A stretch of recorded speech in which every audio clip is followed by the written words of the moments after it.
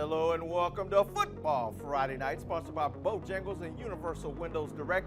I'm Nate Wimberly, joined by Cam Gaskins. A huge show tonight, full of battles for first place in conference and regions. Not going to beat around the bush. Let's get to the action. Yeah, we're going to start with a battle for first place in the Queen City Conference between two longtime rivals. It is our Universal Windows Direct Football Friday Night game of the week, and for very good reason. It is Mallard Creek at Hough. Now, the winner of this game is all but guaranteed a conference championship. Both teams know exactly what is on the line in Cornelius tonight. Second quarter action. Hough is driving. Trey Blakeney heaves a deep ball here over the middle. Check out Tyron Evans with an unbelievable diving catch at the 5. We'll have more from him later in the show. A few plays later, Blakeney calls his own number, finds the end zone. That gives the Huskies a 10-0 lead.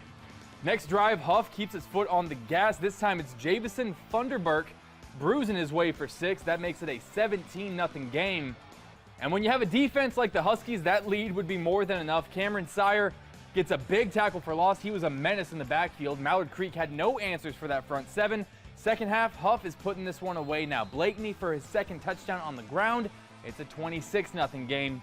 And then the exclamation point in the fourth quarter, Funderburk reaches out, he crosses the plane. It was just that kind of night for the ground attack, and the defense finished things up with a shutout on homecoming night. Wow. A big statement win over Mallard Creek, 33-0. Hough can officially clinch the Queen City Conference title with a win over Harding next week. How about Community School of Davidson at